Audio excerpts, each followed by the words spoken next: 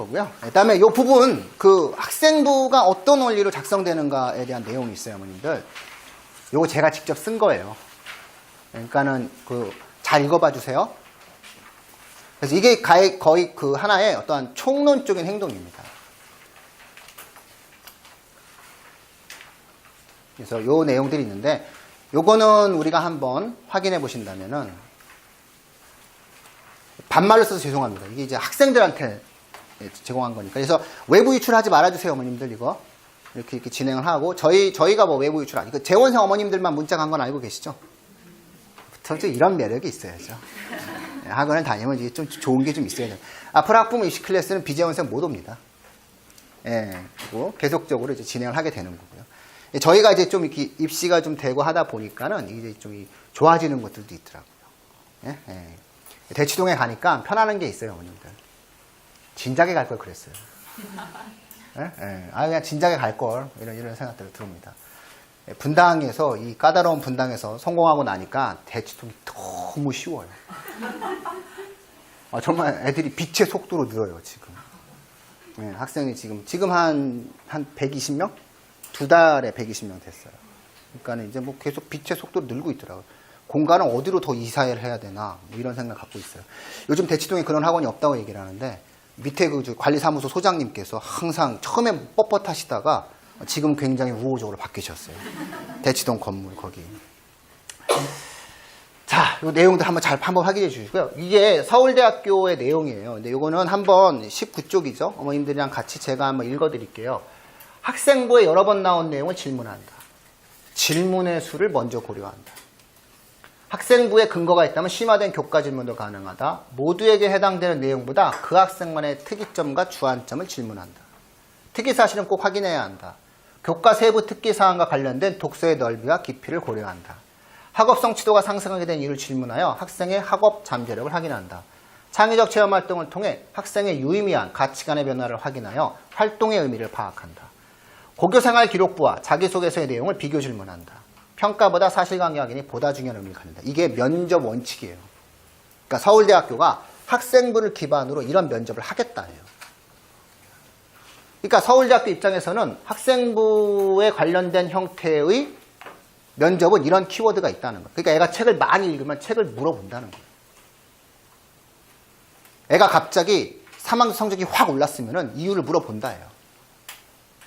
이런 것들이 만들어지는 요소예요. 그래서 사실상 서울대 면접은 학생부 기반 면접. 다시 말해서 학생부에 토대를 두고 있는 거예요. 학생부에 종속되는 면접이라는 것을 여기서 볼 수가 있는 거죠. 어쨌든 그런 내용이에요. 그래서 왜 뭐 마지막에 뭐 이렇게 쭉 그다음에 이제 서울대가 생각하는 학생부에 대한 내용이에요.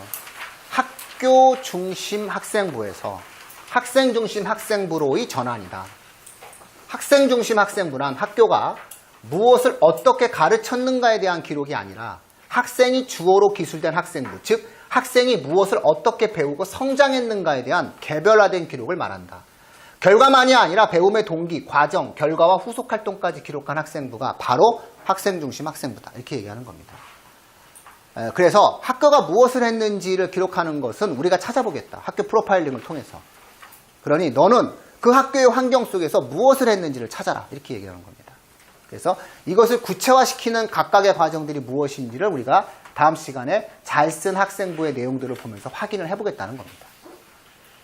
이런 내용들로 적혀 있으니까 이 내용들은 좀 제가 쓴 거니까 좀 한번 그냥 편안하게 한번 봐주시고요. 교육부의 어떠한 마지막 입장입니다. 교육부는 또 학생부에 대해서 이렇게 얘기해요. 객관적 사실에 근거하여 핵심 내용을 간략히 기재해라. 역시 공무원들의 문장이죠. 공무원들의 문장이 뭐냐면요. 추상적 단어와 추상적 단어를 나열해서 자신의 책임을 피하겠다예요. 왜냐하면 객관적 사실, 우린 객관적으로 쓰라고 했습니다. 핵심 내용만 쓰라고 했습니다. 라고 했는데 객관적 사실이 뭔지, 핵심 내용이 뭔지는 얘기하지 않습니다. 다만 아주 의미 있는 말을 적어줬어요. 과도한 내용 입력, 지나친 미사여고 칭찬이 세게 내용 구성을 좀 자제해라. 눈이 초롱초롱하다 이런 것 좀 하지 말라는 겁니다. 그렇죠? 며칠 전에 모 외고에서 설명회를 하는 과정에서 자신들의 어떤 학생부 작성 능력을 과시하기 위해서 눈이 초롱초롱하다를 썼답니다. 아니, 애들이 공부하면 피곤해서 눈이 초롱초롱하지 않을 텐데. 그쵸? 네, 그 문장은 좀 안 되지 않느냐, 뭐 이런 거죠. 그래서 미사여구를 되게 많이 적어주십니다, 선생님들이. 근데 이제 요즘 약간 초창기에는 수업 시간에 열심히 집중하고 이런 문장 많이 적어주셨는데 요즘엔 그런 문장 하도 쓸모가 없다라고 얘기하니까 이제 그런 문장을 좀 잘 안 적어주시는 것 같아요. 오히려 그런 문장보다는 수업 중 언제나 나와 눈을 마주치고 이런 문장으로 이제 바뀌어가는 것 같아요, 수준들이. 예, 그래서 계속 저희도 업그레이드 해나가도록 하겠습니다. 이런 과정들. 어떤 표현이 갖고 있는 사실을 어떻게 전달할 수 있느냐에 대한 내용들을 갖다 놓고 좀 노력들을 하고 고민들을 하고 있는 것 같습니다. 그래서 어쨌든 결론은 뭐냐면요. 교육부의 학생부에 대한 내용들은 굉장히 의미가 있는 겁니다. 즉 교사가 법령적 구속을 받는다는 겁니다. 학생부에 대해서. 그러니까 너무 압박을 가하지 마세요. 오히려 선생님들은 잘해주고 싶습니다.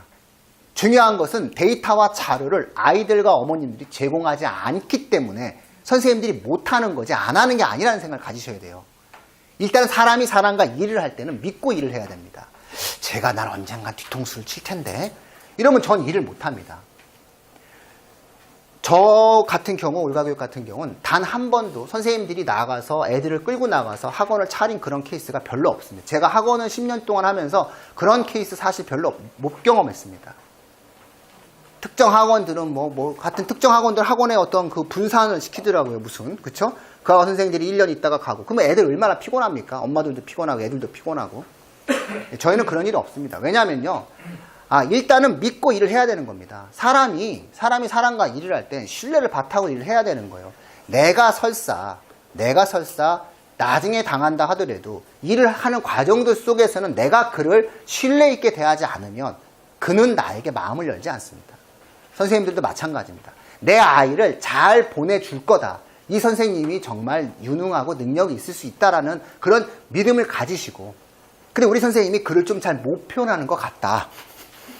그래서 우리가 같이 힘을 합쳐 이것을 같이 이야기한다라고 했을 때 우리 선생님께서도 발전하실 거고 또 우리 선생님께서도 그런 내용들을 도와주실 거다. 이런 마음을 가지셔야 되는 거예요.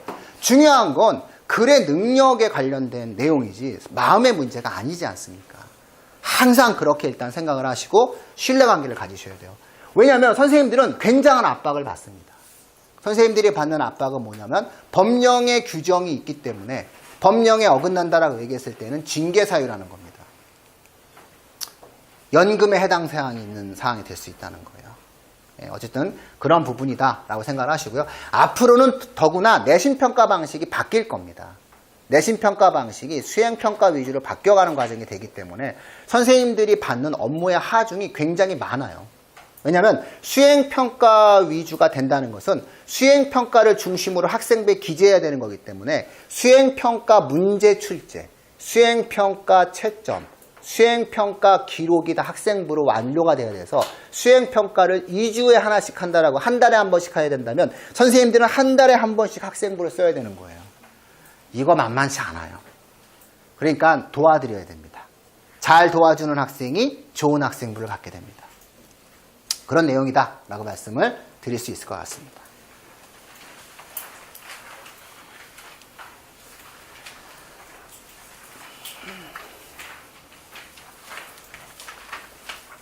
자,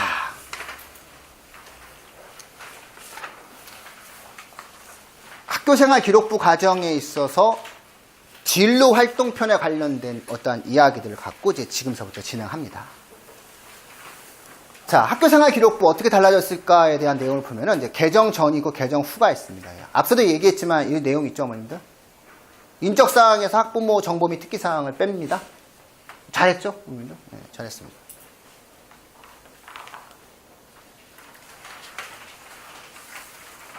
자, 이걸 보세요. 진로 희망과 희망 사유를 입력하라고 했습니다. 그때 당시에는. 그쵸? 근데 이제 미기재됩니다.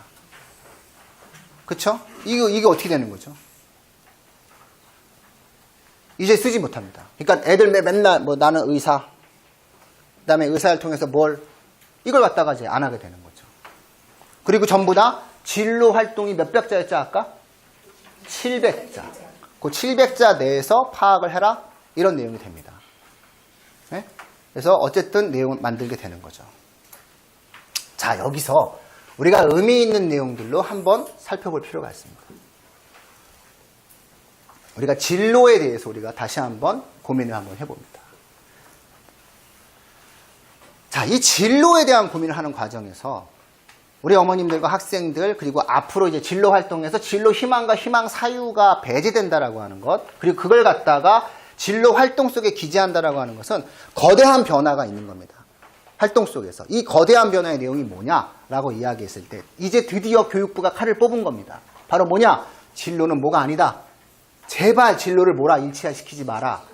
직업이 아니라는 것 좀 알아라. 이렇게 나오는 겁니다. 우리는 이제 진로를 직업으로 인정하지 않겠다. 이렇게 나온 겁니다. 진로는 직업이 될 수 없다. 이렇게 나오는 겁니다.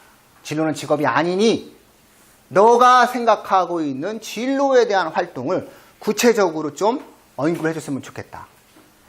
우리가요, 학생들과 같이 항상 이야기하는 과정들 속에서 진로와 직업이 일치하는 게요, 교사, 의사밖에 별로 없습니다.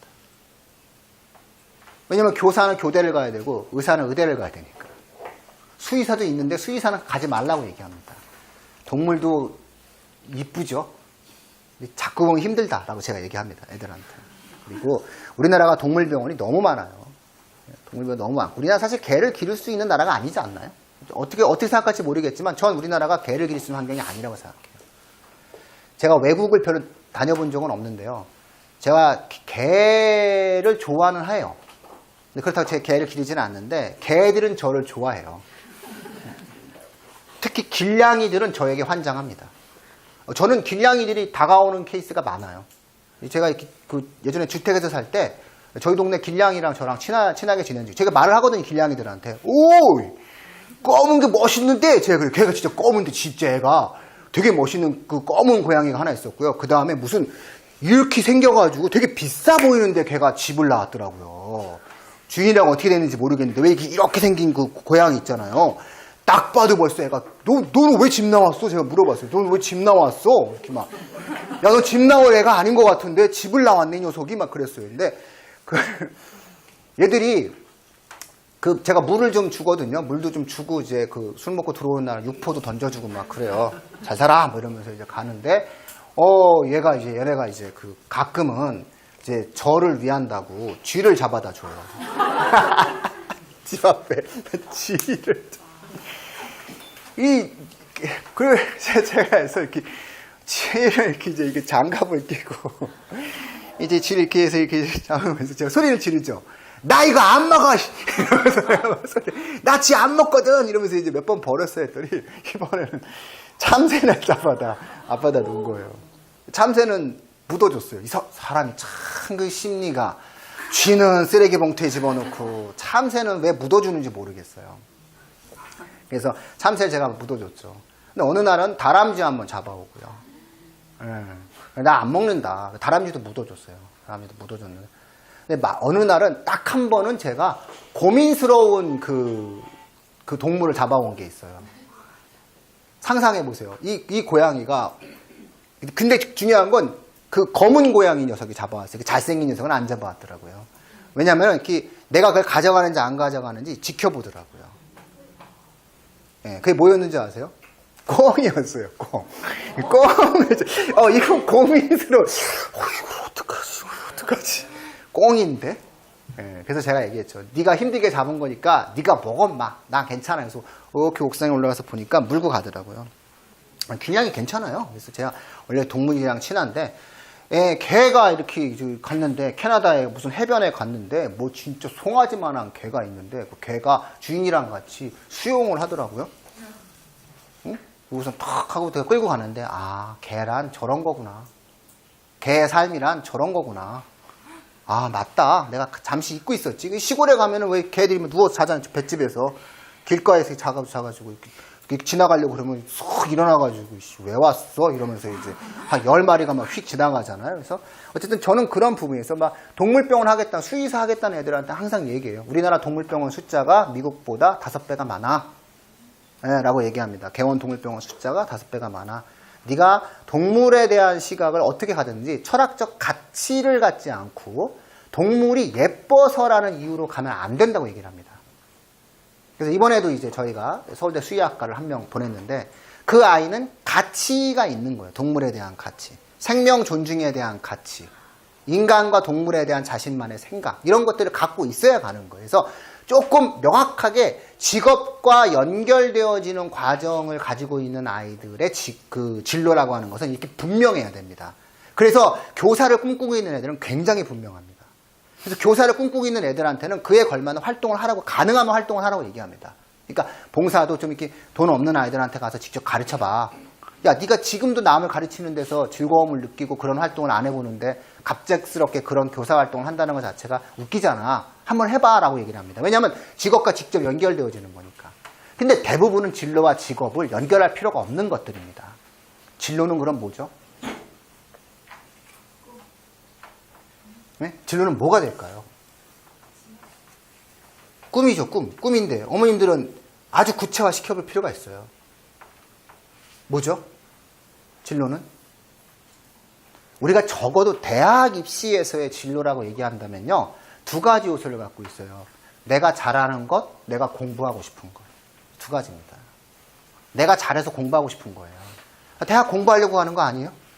내가 적어도 내가 잘하고 내가 공부하고 싶은 것을 배우러 가는 겁니다. 내가 잘하니까 못하지만 열심히 해볼게요. 그냥 안 믿는다는 거죠. 그냥 중요한 거는 전 못하지만 한번 해보려고요. 그러면은 미안하다. 잘하는 애가 많아. 이렇게 나오겠죠. 그러니까 왜냐면 자기가 원한다고 다 이 세상이 이루어지는 건 아니잖아요. 저 진짜 하고 싶은데요. 미안해. 왜냐면 잘해야지 시키는 거죠. 인류 역사상 못하는 애를 데려다가 왜 시킵니까? 그거는 너도 낭비고. 그러니까 미안해. 인생은 뜻대로 되는 게 아니야. 그쵸? 무슨 요리를 했는데 애가 달아. 이걸 해도 달고 저걸 해도 달아. 마취가 있지 않습니까? 예, 안 되는 겁니다. 그런 식으로 일단은 잘하는데 그 분야에 대해서 배우고자 하는, 관심 있어 하는 대상이 이루어져야 되는 겁니다. 그래서 이런 어떠한 내용으로 구체화시켜가는 과정이 진로 활동이 되어져야 된다는 겁니다. 지금 혹시 예비고1 어머님 계신가요? 예비고1? 예비고1? 예. 자, 아이가 혹시 꿈이 확실하게 좀 정해진 학생이 있나요? 제가 그걸 시뮬레이션으로 한번 해드릴게요. 예? 교사는 너무나 정해져서 중등교사인가요? 초등교사인가요? 예, 중고등. 과목은요? 영어 이렇게 되는 겁니다. 그러면 영어, 중등교사. 그쵸? 그러면 고민을 하실 필요가 없어요. 대한민국의 중등 영어 교사에 관련된 흐름들은 각자의 처지에 따라서 가는 겁니다. 그러니까 이 학생이 먼저 정리해야 될 것은 나는 어떤 중등 영어 교사가 되겠는가를 생각하면 됩니다. 나는 중등 영어 교사가 돼서 어떤 삶을 살고 싶은지에 대한 상을 미리 그리면 됩니다. 선생님이 꼭 돼야지, 연금도 좋고 이렇게 생각하는 게 아니라 내가 중학교에 가서 어떤 선생님으로 살 것인지를 상상을 하면서 움직여가야 되는 겁니다. 그러니까 교사가 꾸민 학생들은 굉장히 정교한 자신만의 미래의 트렌드를 갖고 있어요. 아주 굉장한 진로에 대한 확실성을 갖고 있기 때문에 이 아이들에게 있어서의 진로의 확실성이라는 것은 별로 부각되지 않아요. 중요한 것은 내가 어떤 선생님이 돼서 어떤 중학교 선생님이 될 것인지에 대한 고민을 해야 돼요. 내가 예를 들어서 아이들에게 너무너무 잘 가르치는 선생님이 되고 싶다. 나는 어떠한 특이성 있는 어떤 즐거움을 가르치고 싶다. 그러면 이제 거기에 맞는 어떤 흐름들을 가져야 되겠죠. 나는 아이들과 함께 유쾌한 영어 선생님이 되고 싶다. 그래서 나는 동아리를 연극반을 들었다. 나는 아이들과 같이 셰익스피어를 갖다 놓고 같이 연극을 하고 싶다. 이렇게 가는 거예요. 이런 것들에 대한 상상을 한 번씩 해보는 거예요. 그러다가 좌절하고 아닌 것 같다. 다시 한번 해보고 이런 어떠한 일련의 과정들을 부딪혀가는 과정이 되는 겁니다. 또 한 분 있으신가요? 좌절의 기록도 써주는 게 있나요? 그럼요. 좌절을 했다라고 하는 것보다 좌절은 되게 중요한 거예요. 좌절은 뭐냐면요, 이거죠. 좌절이다라고 하는 것의 개념은 이렇게 이해하시는 게 좋아요. 어머님들 그 맛집 좋아하시죠? 저한테 물어보세요. 예, 사실 TV 프로가 맛집 프로가 나오기 전까지 사실 저는 맛집에 관해서는 제 혀에 대한 나름의 자부심을 갖고 살았습니다. 제가 담배를 안 피기 때문에 예, 혀가 상당히 민감할 수 있습니다. 만두 좋아하시나요? 예, 만두 딘타이펑. 만두는 우리 중국 애들이 맛있잖아요. 군만두가 제일 맛있는 게 상해 소남국이라는 데서 먹어봤던 군만두가 맛있는데 사실은 우리나라 북촌에 있는 자하 손만두가 제일 맛있습니다. 제 입맛은. 거기 편수가 이상하게 거기가 오이를 집어넣는데요. 그 오이가 마른 오이인데 이상하게 오이가 사각거리는 식감이 있어요. 쪘는데 오이가 사각거려요. 참 그게 한번 알고 싶더라고요. 그래서 어쨌든 그런 부분이 있어요. 근데 어머님들 예를 들어서 제가 자하 손만두 맛있다. 혹은 어디 식당이 맛있다. 저는 명동교자가 그렇게 맛이 없어요. 저는 명동교자 만두가 너무 맛이 없어요. 왜 비싼지를 모르겠어요. 그게 제 입맛이에요. 근데 갑자기 어머님들 중에서 누가 그래? 그리고 자아수만두 편집을 이라니? 혀 짜라. 명동제 먹던 이것이 만두야. 이럴 수 있는 거예요. 이게 모르는 거거든요. 그래서 어떠한 행위에 대해서 증명된 건 되게 중요한 거예요. 증명되는 것은 중요한 거고요. 아까 말했잖아요. 과정이라고. 과정에서의 증명을 하기 위한 과정에서의 노력이거든요. 그러니까 좌절이라고 하는 것은 과정의 노력이 있는 거고요.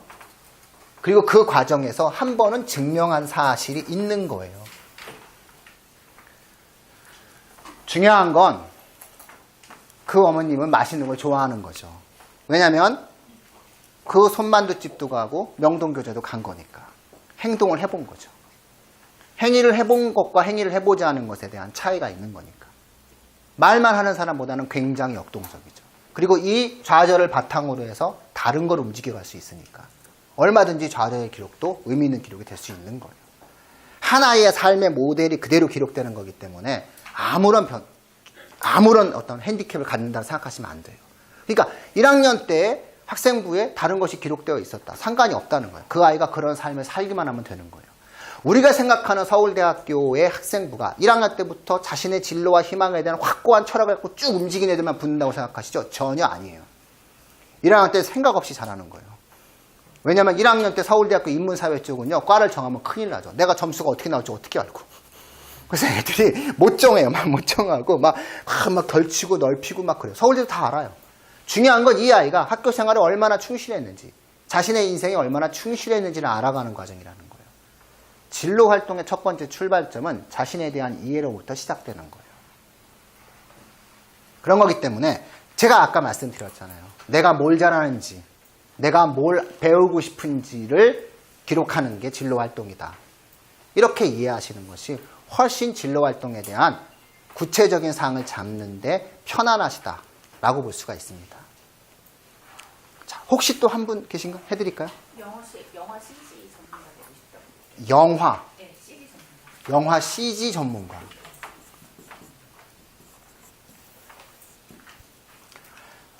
자, 그러니까 한마디로 이제 컴퓨터 그래픽을 하겠다는 거잖아요. 예? 예, 컴퓨터 그래픽을 하겠다. 그럼 얘가 이제 가고자 하는 부분이 있어요. 예를 들어서 뭐 연출을 하겠다. 그쵸? 영화 CG를 하겠다. 근데 보통 이제 이런 케이스를 갖다 놓고 우리가 생각을 해보면은 이런 모습이 있죠. 아, 나는 연극영화과를 가겠다. 연출을 해가지고, 예를 들어서 연극영화과를 가겠다. 연기를 공부하겠다. 우리가 흔히 그 연기 연출할 때 이런 학생들 많이 있습니다. 어차피 뻔히 대학이라고 정해진 게 한양대, 동국대, 중앙대 연극영화과니까. 자, 그런데요. 꼭 그런 사람들만이 영화계에 진출하게 되나요? 잘생겨야 되는 거 아닌가요? 아니면 잘 웃기거나, 아니면 재능이 있거나. 자, 영화 CG에서 여기에 착시적인 효과가 있어요. 영화라는 것에 대한 착시가 있는 거예요. 적어주셔도 돼요. CG니까. 컴퓨터 그래픽을 하겠다는 거잖아요. 그러면 필요한 내용이 뭐가 있는지를 찾으셔야 돼요. 관련된 형태에서 필요한 내용. 내가 만약에 영화 CG의 직업인으로서 근무를 하고 싶다라고 했을 때 나에게 필요한 지식이 뭐가 있는지 생각해 봐야 되는 거예요. 내가 단순한 CG만 입히는 사람이 되고 싶은지, 아니면 이 CG를 바탕으로 영화적인 형태의 스토리까지 만들 수 있는 사람이 되고 싶은지 다시 한번 물어보셔야 돼요. 단지 컴퓨터 갖고 작업하는 걸 원하는 거야? 라고 얘기하면 본인이 아니라고 얘기할 가능성이 높아요. 아니 이걸 통해서 내가 뭔가 새로운 걸 만들고 싶다니까 이렇게 얘기를 합니다. 그럴 때 이 아이는 단순한 작업의 목적이 아니라 창작의 목적이 되는 거예요. 그러면 제가 봤을 때 보통 아이들이 영화 CG 이렇게 딱 했을 때 어머님들은 영화 CG를 이해하시고 사람들이 영화 CG를 이해하지만 제가 봤을 때는 얘는 그냥 영화를 만들고 싶어 하는 것 같은데 CG를 이용해서 전 이렇게 이해가 되는 거예요. 그래서 이걸 먼저 확인해야 돼요. 네가 뭐 원하는 게 뭐야 네가. 그러면 CG를 이용해서 결국은 뭘 하는 거죠. 이렇게 얘기를 하는 거죠. 만약에 창작 쪽에 가깝다라고 얘기한다라고 얘기했을 때 이 아이는 인문사회 쪽 공부를 해야 되겠죠. 스토리는 무조건 공부를 해야 돼요. 인간과 사회에 대한 이해를 해야 되는 거죠. 배워야지 뭔가 문화가 대장금 말씀드렸잖아요. 그렇죠? 예, 지난 시간에 대장금 배우셨잖아요. 스토리를 알아야 되는 거예요. 스토리에 대한 어떠한 내용들을 갖다 놓고 움직여가야 되는 거죠. 영화 안시성이라고 하는 내용이 나왔을 때 그 고증해가지고 막 활차 같은 것들만 만들어지지 않습니까? 예? 어쨌든 그런 과정들 속에서 막 되게 웃기잖아요. 그래서 어쨌든 그런 형태의 영화에 관련돼서 창작에 대한 어떤 흐름을 놓고 본다라고 얘기했을 때는 이 아이에겐 인문사회적인 형태의 창의적 발상에 대한 이해를 해야 되는 겁니다. 근데 만약에 영화가 아니다. CG가 목적이다. 이 아이에게 있어서는. 그럴 경우에는 두 가지죠. 컴퓨터가 되는 거고 컴퓨터 속에서 표현되어질 수 있는 컴퓨터의 정확성에 대한 내용이 만들어질 수 있겠죠. 그리고 이것에 대한 어떤 표현에 대한 문제가 될 수가 있겠죠. 그럴 때에는 과학적인 형태의 요소, 컴퓨터 프로그래밍에 대한 내용들, 그 다음에 굳이 인문사회 쪽으로 만약에 뭔가를 추가한다면 색감에 대한 공부, 미학에 대한 공부 이런 쪽만 살짝 보완해주면 되겠죠. 그러니까 아이가 지향하는 바가 어떤 하나의 추상적 단어라고 해도 그 추상적 단어가 이 아이의 경로에 있어서는 상당히 다를 수가 있는 부분이에요. 그리고 애가 뭘 좋아하고 잘하는지. 컴퓨터 잘하나요? 아주 달인? 네, 그러면 어느 쪽이? 창작을 하겠다는 거야? 아니면은 후자 쪽인 것 같죠? 자, 이렇게 되는 겁니다. 이렇게 돼서 만약에 우리가 컴퓨터 쪽을 갖다가 다룬다라고 얘기했을 때 그러면 이 컴퓨터를 가지고 뭔가 색감 있는 작업을 입힌다라고 얘기했을 때 이게 컴퓨터 프로그래밍을 만드는 것도 아니잖아요. CG라고 하는 건. 활용하고 이용하는 거니까. 결국 인문사회적인 요소를 갖다 놓고 내가 뭔가를 갖다 배운다. 아니면 인체 해부도. 공작. 그러니까 사람 몸 갖다 놓고 이렇게 막 목각 인형 갖다 놓고 막 이렇게 골절기 뭐 이런 거 갖다 놓고 한번 보는 거죠. 레오나르도 다빈치처럼 살아야 되는 거죠. 그래서 막 이렇게 들고 막 움직이고 그래서 애 갖다 놓고 곤충 갖다 놓고 막 이렇게 막 움직여보고 그런 것들이 이 아이들 속에서는 의미가 있겠죠. 그래서 어떤 하나의 단어라고 이야기한다 하더라도 그 아이가 뭘 잘해야 되는지에 따라서 어필하고 증명해야 될 요소들은 각각 달라질 수 있는 부분들이 있는 거고요. 그런 것들을 통해서 만들어진 요소가 있을 수 있어요. 그래서 만약에 이 아이가 어떻게 삶을 되게 열심히 살다 보면 연결되어질 수 있어요. 갑자기 얘가 생물 동아리를 할 수도 있는 거고요. 과학 탐구 실험 시간에 갑자기 해부에 꽂혀가지고 눈을 그냥 막 애가 그냥 눈을 막 까는 거예요. 소 눈을 막 애가 그냥 열심히 막 해부하고 보고 망막을 보고 막 기록을 하고 그림을 그리고 이걸 학생부에다가 그대로 기록해 주는 거죠. 이건 하나의 과정에 불과하지만 이 아이는 이게 왜 재미있느냐? 눈을 잘 그려야 되니까. 이렇게 되는 겁니다. 그리고 난 다음에 나중에 인간의 그 어떤 과정 속에서 인연의 삶 속에서 표현하는 과정에 있어서 대상을 표현하는 과정에 있어서 대상을 정확하게 실사적으로 표현하는 과정에 있어서 뭐 이러면서 어떤 자신의 어떠한 이야기들을 펼쳐나갈 수가 있게 되겠죠. 중요한 건 그게 연결이 되든 안 되든 이 상황에서 내가 나의 어떤 희망을 위해서 열심히 이렇게 살아봤다는 것만 1학년 때 기록되면 됩니다. 뭐 이렇게 억지로 연결하려고 하지 마시고요. 뭘 꼭 1학년 때부터 꿈을 갖고선 쭉 밀고 가야지 된다라는 그런 아주 잘못된 생각에서 벗어나십시오. 1학년 때부터 진로에 대해서 미리 정해서 쭉 움직여야지 대학을 간대. 그러면 좋은데 아니어도 갑니다. 그러니까 염려하지 마십시오. 아직 우리나라는 그런 식의 어떠한 교육을 통해서 만들어진 나라도 아니고요. 그리고 설사 이것이 만약에 나중에 완벽한 흐름이 만들어진다 하더라도 그렇게까지 정해질 수 있는 상황은 아닙니다. 진로와 적성이라고 하는 것은 내가 잘하는 거고 내가 관심 있게 배우고자 하는 거기 때문에 바뀔 수 있는 겁니다. 3학년 때 바뀔 수 있나요? 없나요? 있는 겁니다. 3학년 때 바뀌어도 서울대 붙을 수 있나요? 있습니다. 다만 그 이유가 얼마나 합당한지 그것이 얼마나 자기 연결성을 갖는지에 따라서 달라지는 것이지 무조건 정해진 상태 속에서 그대로 가야만이 붙을 수 있기 때문에 1학년 때부터 아주 잘 정해야 된다라고 하는 것들은 진로에 있어서 조금 잘못된 두 번째 생각이다 라고 생각하시면 됩니다. 그러니까 첫 번째, 직업과 연계하지 마세요. 두 번째, 내 아이가 잘하고 내 아이가 배우고 싶어 하는 영역으로 진로를 결정한다면 진로에 대해서는 굉장히 폭넓게 그리고 정확하게 쓸 수 있게 된다 라고 말씀을 드립니다. 다만 의대는 아닙니다. 네, 다만 의대는 아닙니다. 왜 그렇죠? 직업과 진로가 명확하게 일치되어지는 거니까. 그렇죠? 가능하면 1학년 때부터 의사라고 쓰고 깡세게 싸우는 것이 맞다라는 게 제 생각입니다. 교사도 마찬가지입니다. 한판 붙어야 되는 겁니다. 그래서 뭔가 그런 어떠한 정신을 갖고선 움직이는 아이들 같은 경우에는 그렇게 가는 것이 맞습니다. 근데 물론 그것은 각자 학생들에 따라서 다르게 설정해 나갈 수 있습니다. 구체적으로. 하지만 그런 내용들은 이제 아이와 함께 개별적인 상담을 통해서도 정해질 수가 있는 내용이다. 이렇게 보시면 됩니다. 진로에 대한 내용들은 이런 부분입니다. 그러면서 딱 보니까 왜 700자인지 이제 아시겠죠? 왜 나머지는 500자인데 이것만 700자인지 아시겠죠? 결국 진로 희망과 그 사유에 관련된 수준의 글을 더 추가할 수 있는 200자 분량으로 더 추가할 수 있도록 해준 거예요.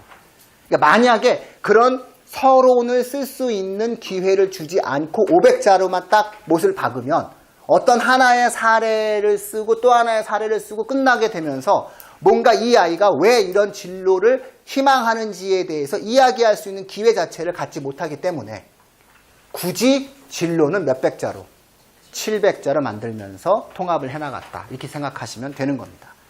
글자 수도 상당히 의미가 있는 내용이 된다라고 보실 수가 있습니다.